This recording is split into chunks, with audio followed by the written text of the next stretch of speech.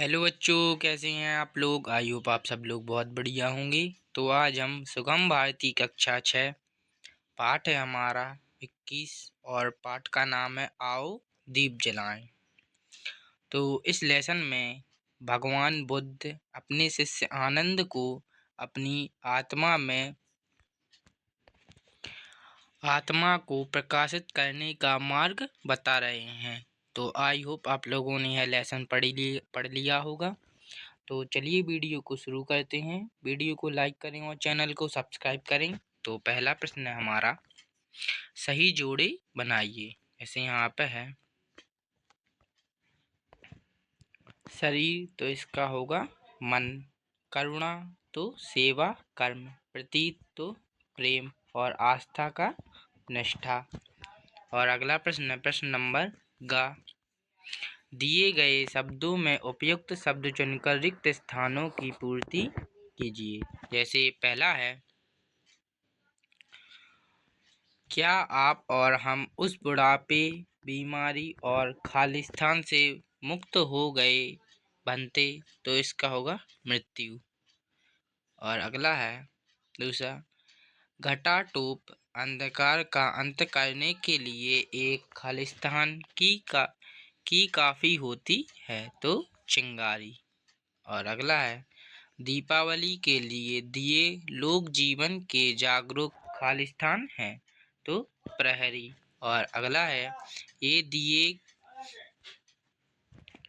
दृष्टि के सागर के अंतराल के चमकते खालिस्तान हैं, तो तारे।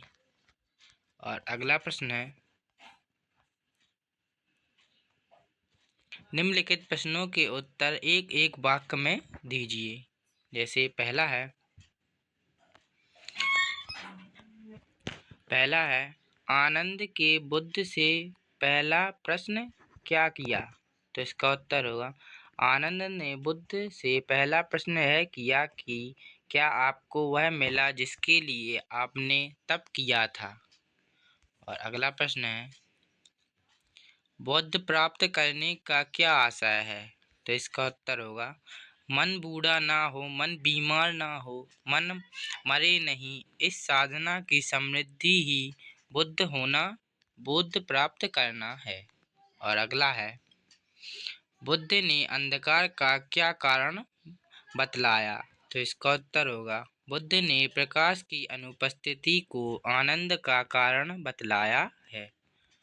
और अगला है, संत रजाई ने किसे अपना कंबल दिया, तो इसका उत्तर होगा, संत रजाई ने चोर को अपना कंबल दिया। और अगला है, न्यायाधीश और संत में क्या रिश्ता था, तो इसका उत्तर होगा, न्यायाधीश संत का शिष्य था। और अगला है प्रश्न नंबर 3,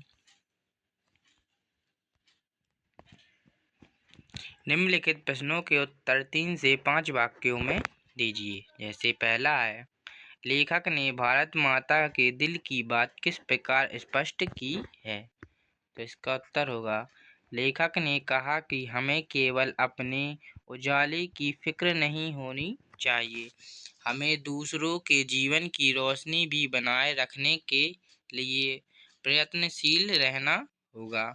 दीपावली के दियों की तरह सुबह होने तक केवल अपने लिए नहीं, दूसरों के लिए भी जलना होगा। यह केवल दीप की नहीं, भारत माता के दिल की भी बात है।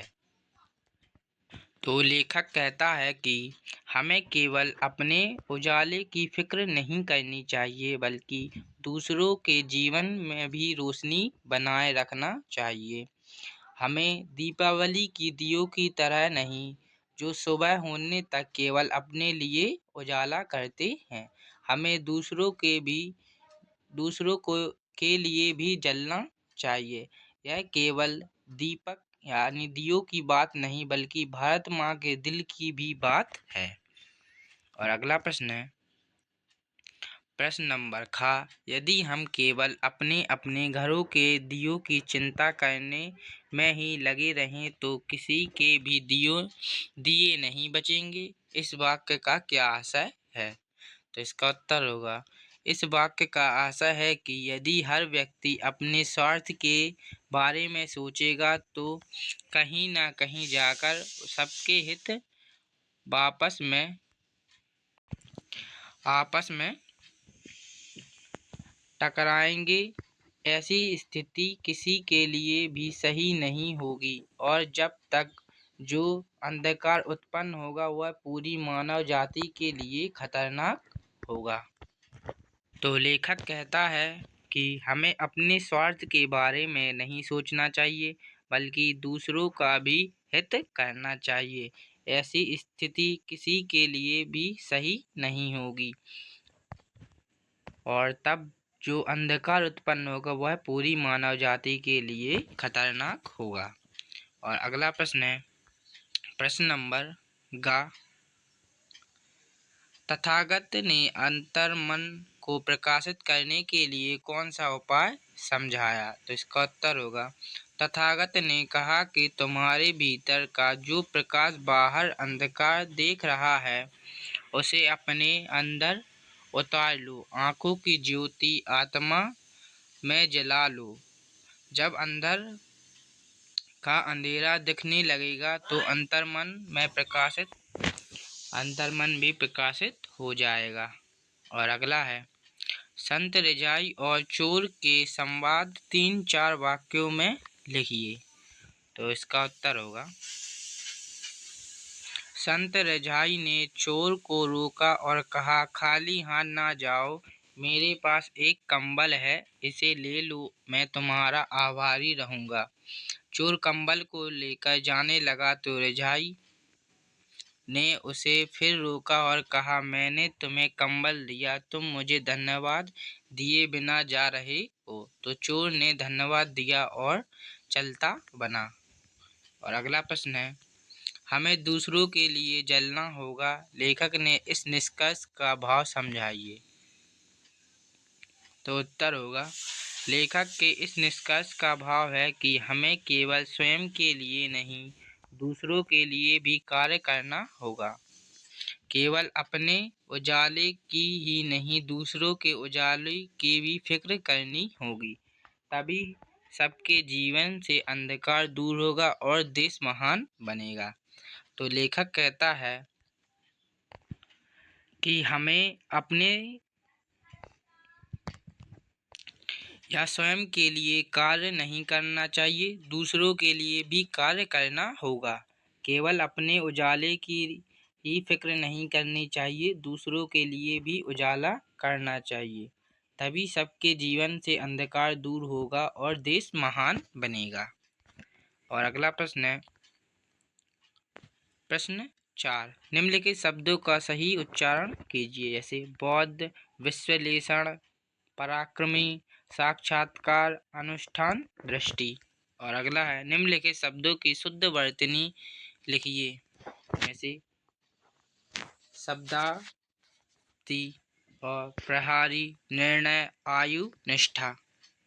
और अगला है निम्नलिखित शब्दों के प्रयुक्त उपसर्ग छांटकर लिखिए। यानी उपसर्ग वह होती हैं जो शब्द के आगे लगे होती हैं। जैसे अपयश तो इसका उपसर्ग होगा अप, उपवन तो इसका होगा उप, पराक्रम तो इसका होगा परा, संयोग तो इसका होगा सम और उपहरण तो इसका होगा अप। तो ऐसे ही है। और अगला प्रश्न है निम्नलिखित शब्दों के मुहावरों का अर्थ वाक्यों में प्रयोग कीजिए। जैसे पहला है दबे पांव आना यानी चुपके से आना। चोर दबे पांव घर में आया और सामान लेकर चला गया। और अगला है उल्टे पांव जाना, आते ही वापस लौट जाना। तो इसका अर्थ होगा महेश देर से विद्यालय पहुंचा तो अध्यापक ने उसे उल्टे पांव वापस लौटा दिया। और अगला है अपनी डपली बजाना, अपना राग अलापना। यानी मोहन किसी की नहीं सुनता, अपनी डपली बजाता रहता है। अगला है खाली हाथ जाना, बिना कुछ लिए जाना। तो भिक्षुक और ब्राह्मण को खाली हाथ नहीं लौटाना चाहिए। और अगला है प्रश्न नंबर 8 दिए गए गद्यांश को पढ़कर नीचे प्रश्नों के उत्तर लिखिए। तो ये रहा गद्यांश। इसी में से प्रश्नों के उत्तर छांट कर लिखने हैं। तो जैसे कि प्रश्न है अपना, ऊंचा और संपन्न के विलोम लिखिए। तो ऊंचा का होगा नीचा और संपन्न का विपन्न। और अगला प्रश्न होगा, नीर, सुमन और गगन शब्दों के पर्यायवाची उपयुक्त गद्यांश से छांटकर लिखिए। तो नीर का होगा जल और सुमन का फूल, गगन का आकाश। और अगला प्रश्न होगा, उपयुक्त गद्यांश से संज्ञा शब्द छांटिए। तो जैसे उत्तर है, व्यक्ति, विद्या, आचरण, फलों फूलों, शिक्षा, बादल, आकाश, जल, भूमि।